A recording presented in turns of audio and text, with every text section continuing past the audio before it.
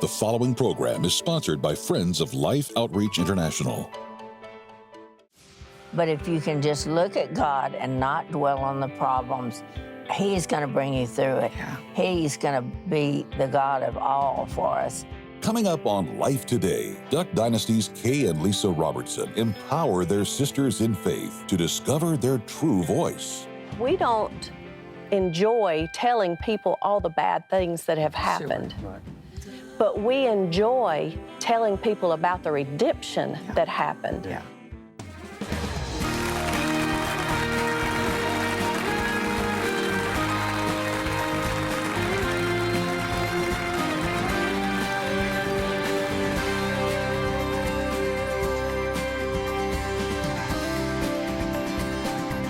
Hi, welcome to Life Today. I'm Sheila Walsh, here with my cohort, Randy Robertson. And I'm excited that you're going to watch today's program because we have one of my favorite people on the planet. Do you remember the very first time you saw Duck Dynasty? Well, if you're like my husband, my son and I, we were absolutely hooked. And today we have Miss Kay and Lisa Robertson. Welcome to the program. Thank you. Thanks, we're glad to be here. It's great to have you. Of course, Lisa, you've been here before. Miss Kay, great to have you. I love it here. I'm going to do a lot of listening today because we're talking a lot about your book called Sister Roar. And as the one brother on the set, I'm curious to find out what you guys are trying to communicate in this. What is it? What are the big ideas in this book? Take it, Well, Lisa. You know, throughout our life, we go through different things, and a lot of times those things are our fault, maybe somebody else's fault, but Satan uses those things against us, and he takes away our voice. And so whenever we were thinking through the pandemic even this, everybody is so afraid, and with good reason. I mean, there was people, just dying all around us. And so people just got afraid, and they quit meeting, and they quit doing their small groups. They quit confessing sins one to another. Yeah. They quit encouraging one another because everybody was so afraid. Yeah. And so we thought we need to do something so that women can get back together. Wow. And Kay, let's write something about a community. We both do it. We both do it in different ways, but that's what we do. We get with women and we study God's Word. We encourage one another, and we help them to find that voice, but also to roar. Because whenever you are passionate about something, it's not just a voice; it's a roar. Yeah. It's interesting because the show Duck Dynasty, isn't that the #1 reality TV show of all time? And the #1 show on the Duck Dynasty was when Phil and I got married, again. It was fun. But I wonder what it was like to go from living your family life and then suddenly you're known all over the world. How did you cope with that at first? Well, I'm an outward person. I love my fans, and I call them my new friends. So I did well with that because I do talk so much, and I do hug people, and I do love people so much, and I'm real outward about it. Now, my husband, not so much. Not at all. I just have to be honest with you.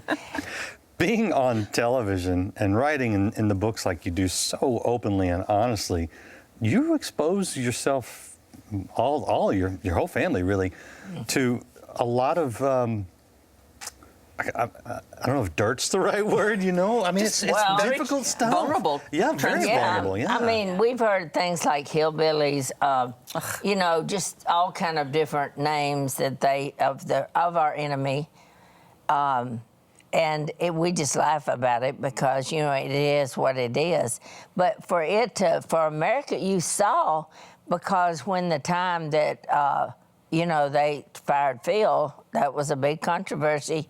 And, for 9 days he stayed off. And do you know what happened with the network that was carrying that?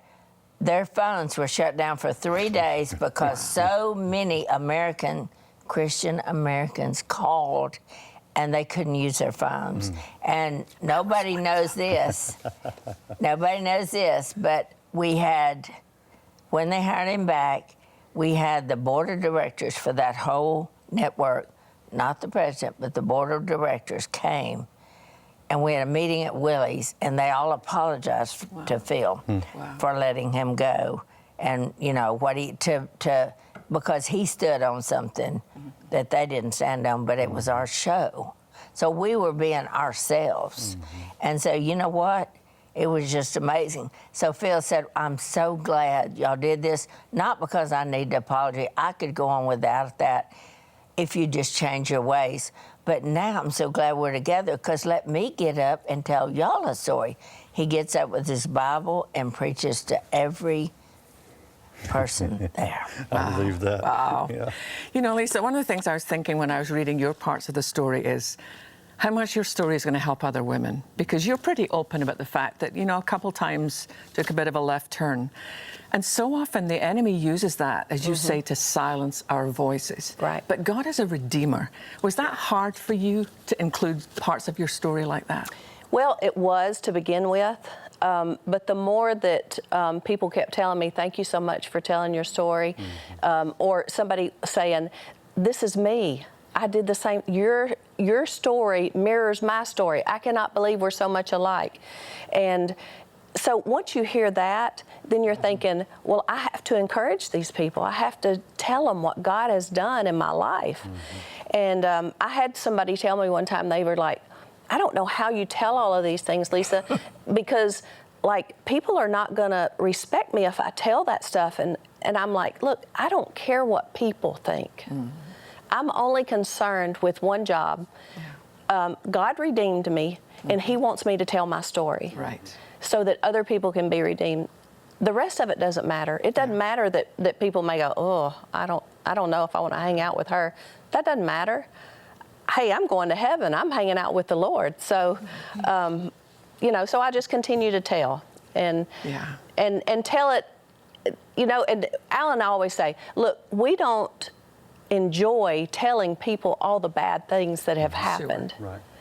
But we enjoy telling people about the redemption that happened, and about life change and the people that we are now compared to the people we were then. I discovered when I began sharing about my mental health struggles that our brokenness is a far greater bridge to other people than pretend wholeness. That's right.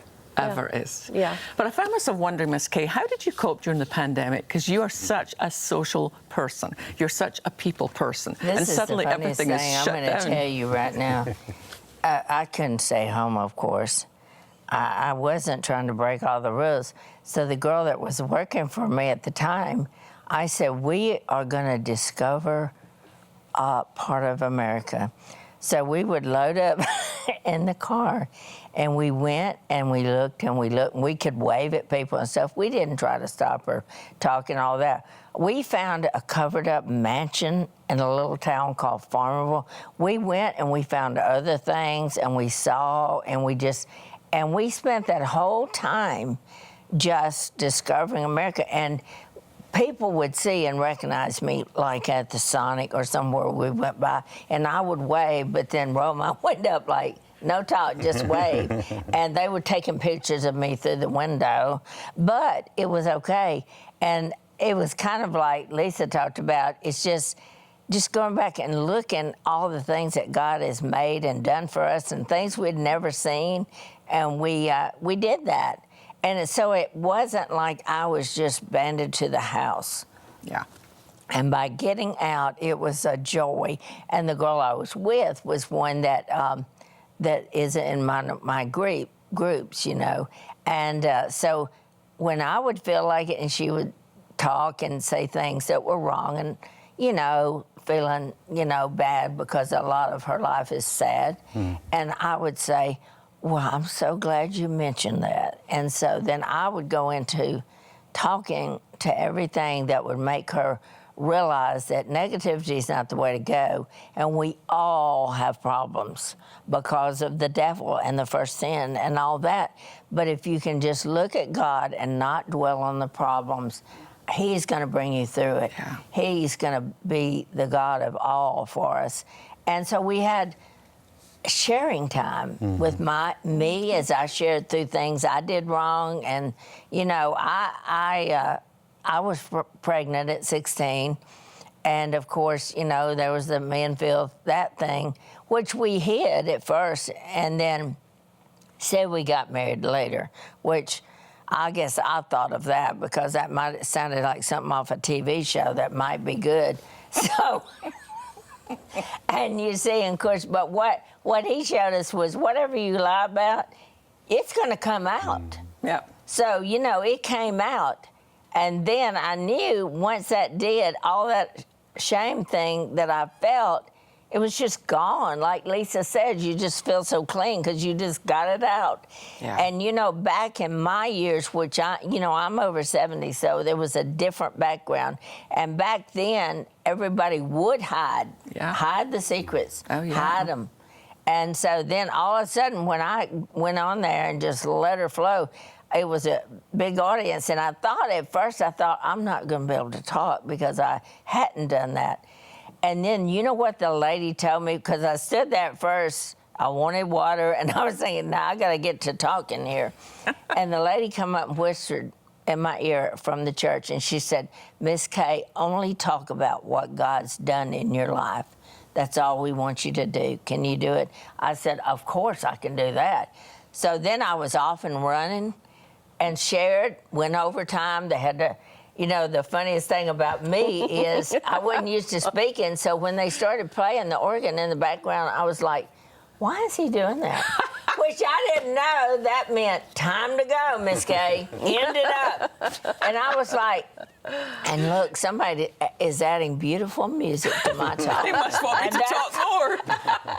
See, that's how naive I was about that kind of thing. Yeah. But it was, and then after then, there was no stopping us as far as going and sharing whatever. It's amazing. Yeah, well, you know, the whole Duck Dynasty thing is an illustration of a community, a family, and a community. As you're writing and talking about the power that's in a community, encouraging people to get into it, what are some of the things that people may be missing if they don't make the effort to be a part of a godly community? Well, I think first and foremost is relationships with other women. A closer relationship with God is another. We have a group that we do at home in our church, and we're older women teaching younger women. I love that. Yeah. Well, so we get to learn from older people how to raise our children, how to be a godly wife, how to be an encourager, sometimes how to cook. I mean, Kay taught me to cook whenever I married Alan. I didn't know how. I have 5 of her cookbooks in my kitchen. Yeah. So and all my other daughter-in-laws, they loved me teaching them. They were not upset. They were just like, well, you know, our husbands, my sons, wanted more of their mama's cooking. And yet they were so good to not be mad and say, no. Yeah. But encouragement, you know, you get encouragement whenever you're together. And people to carry your burdens with you also. That's one of the things that you really miss whenever you're not in a group of women together, is that idea of sharing your burdens and sharing your joys, sharing your struggles, you know, and your victories, which is so fun to do. So often when people see someone on television, like they see you sitting here and looking so beautiful, they think life has always been easy. Take us back a little bit to what your beginnings were like. Well, whenever my earliest memory, I can't remember anything before the age of 7.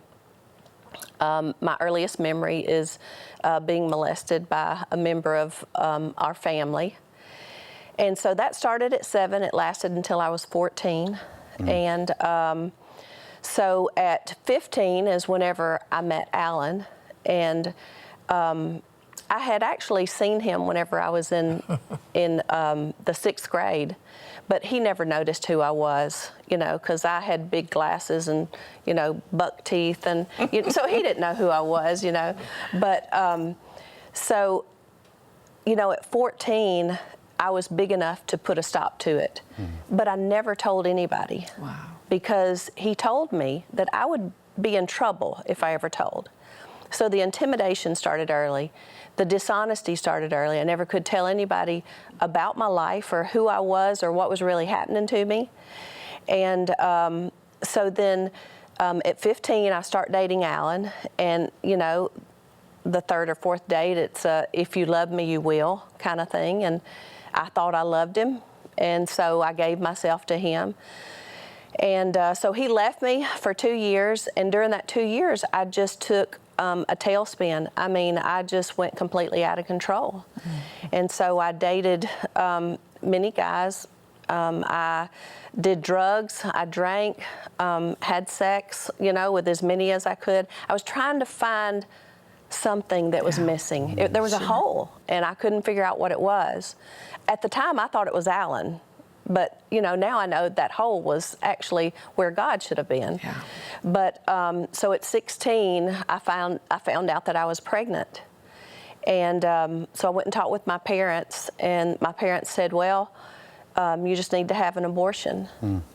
And I was like, what is that? I never heard the word before. And so they said, well, they just go and take the tissue out. And my mom said, it's just tissue. There's not a baby yet. It's just tissue in there. So I said, oh, okay. And so I went and had it done. But I knew something wasn't right in my soul, in my heart, in my whole body, because the whole day I shook, you know, just shook. And so I had that done, but I was never the same. You know, once you do that, then it just takes something out of you, you know. I was told 3 lies that day. The first one was, after you leave here, you'll be as good as new. All we're doing is taking out tissue. There's no baby in there, you know. And then the third one was, Lisa, you can leave here today and not ever think about this again. Wow. And that's been 40 years. And I have thought about it probably every day of my life since. The lucky thing is for me is that I found Christ. And so he took the shame, he took the guilt, and he redeemed me. I no longer feel that, but I do have regret. I'll always have regret because that was a life. But you'll get to meet that little one again someday. That's right. So, you know, that's just, that's part of it, but that's the hard part of living your life and then looking backwards. I was just talking to my granddaughter the other day.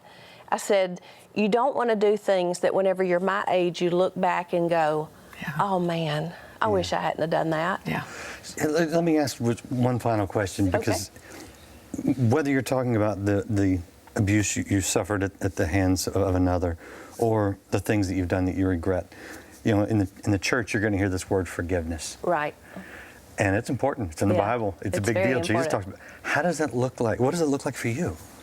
Well, and you know, I read the verse that says, in order for the Lord to forgive us, we must forgive others. Yes. And so I had a great counselor, and she took me through that verse. And Godly counselor. That's right. And she said, Lisa, this is not about you forgiving your uncle and then him, you know, having control over you. She said, once you forgive, the control is gone. And she said, and it's not really about you and him anyway. It's about you and God. And so she was absolutely correct, you know. And so I think forgiveness is one of those things that every day you wake up and decide, I'm going to continue to forgive, you know, because it's that important. And, you know, during the night, the evil one will speak lies to you. And you wake up the next day and you have to choose to forgive, you know, each and every day. As you can tell, there is a lifetime of wisdom in this book. One of the things I love is the enemy is not omniscient. He doesn't know what we're going to believe. He'll throw a lie at us, but we can counter it with the truth of the Word of God. We want you to get hold of a copy of Sister Roar. But first of all, Randy and I would like to ask you to watch something. We're very committed to some sisters in the other side of the world at the moment, and their roar is actually a roar of pain. And you and I can listen and be an answer to their prayers. Would you watch this? Oh. These mothers are working hard. Struggling each day, they try to grow food for their families with little success. Not from lack of work, not because they don't love their children, but because they just don't have adequate resources. Ongoing drought in Angola and record-breaking floods in South Sudan have made it almost impossible to grow the food their families need. In South Sudan, mothers are forced to rely on feeding their children leaves from trees. Angolan mothers will forage for pods from the baobab trees. At best, the children can relieve their aching stomachs when they eat from the pods, but they receive little or no nutritional value. Unfortunately, as hard as these mothers struggle to keep their children alive, a small grave is where the story ends too many times. In January, this mother had to attend a third funeral for her children. You know, I asked her, on any given day, what's your number one concern? And it's one thing, getting food for these children. That's all she thinks about. Every single day, morning, noon, and night, all she thinks about is, where can I get something to feed these children today? And she said many times she has to put these two to bed hungry, and she tries to encourage them. And you know what she says to them? Who knows what tomorrow will bring? She's trying to keep hope alive. And mission feeding saves lives. We've done it before, but the need has never been greater. We need your help today. We need your help now. You know, right at the moment, Angola is suffering the worst drought they have in 40 years. But I want you to imagine you're coming with me. You know, I show up at DFW, Dallas Airport, I buy a bottle of water and a sandwich and I throw it in my backpack. And I get in the plane and in a few hours, I step into her world. You know, and I walk with her for a long, long distance to try and see, is there any food available? Their village is miles away from anything. I mean, you actually get to see what Abraham saw. The stars are so brilliant, but the need is desperate. And I get down on my hands and knees with her and scrape in the mud to see if there's anything that she can give these precious children. And let me tell you, they love their children every bit as much as I love my son. Can you imagine, as a mom, putting your children to rest with an aching stomach? But these moms are doing it every single day. And they're hard-working women. Some of them get up at 4 or 5 o'clock in the morning because they want to be the first out in these arid fields where it hasn't rained in a long, long time to see if they can find anything. And here's the thing. She tells her children, who knows what tomorrow might bring? See, what I've discovered in these places is a lot of these women, they are godly women. They believe that there's a God who answers prayer, and they ask every night, God, will you send help? And Randy, we want to be the answer to that prayer. We are the answer to that. And you know what, it's fascinating you mentioned that, because you drive for hours and hours through the middle of nowhere in some of these places to get to a village, and oftentimes you see a church, a beautiful little church. It may be the nicest building in the little village, and you go, well, what's that about? And you go, well, they look to God like we do. There's this crisis situation, and we need to kind of establish this food train, if you will. And we've got it. We've been doing this for decades now in southern Africa, in different places. We've got it in place. We just need some people to step up and say, I want to be a part of that. Because when you do, you don't just share the love of Christ in word, as we often do with the missionaries, but you share it in action.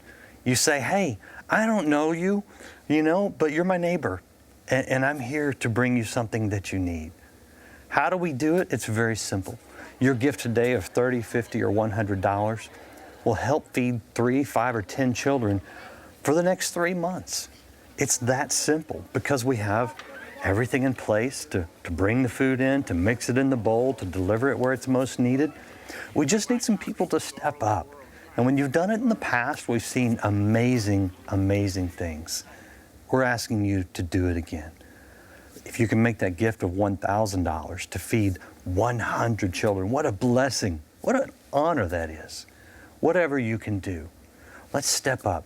Let's be a part of the solution. Go to the phone, go online now, make the best gift you can, and know that you are helping to save a life.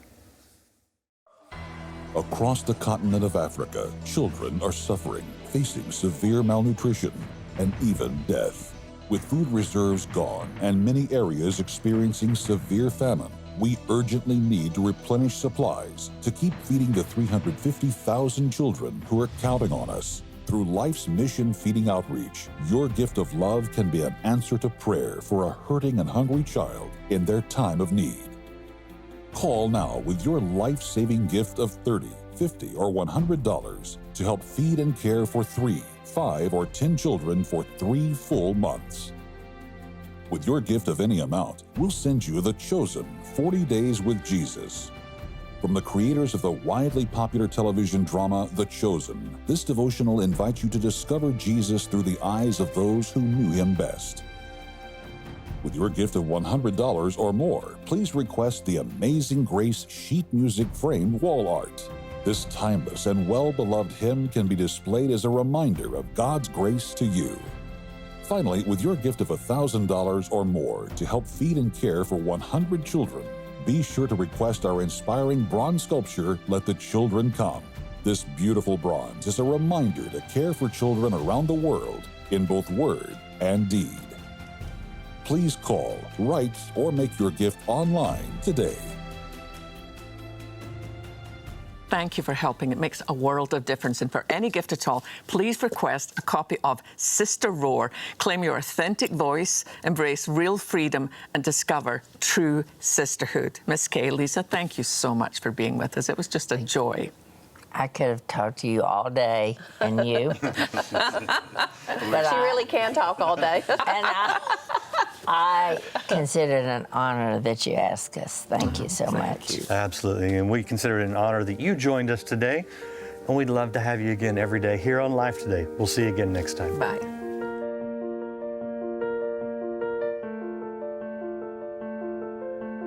Oh, you can hear me cry, see my dreams all die, from where you're standing on your own. It's so quiet here, and I feel so cold. This house no longer feels like home. Are you concerned about your family being ill-equipped to manage resources when you pass away? Do you want to leave a legacy gift that impacts the lives of others? As a free service to our friends and partners, Life Planning Services, a ministry of Life Outreach International, is here to help with your estate planning needs and chart your financial future. Do not put off this important step to protect your loved ones and leave a lasting legacy. Contact Life Planning Services today. Stay connected with Life Today through your favorite social media sites or visit lifetoday.org, where life is always on. Life Today is made possible by the supporters of Life Outreach International. Your gift will be used exclusively for the exempt purposes of life. The ministry features specific outreaches as examples of the programs it supports and conducts. Gifts are considered to be without restriction as to use unless explicitly stipulated by the donor. The ministry is a member of the ECFA.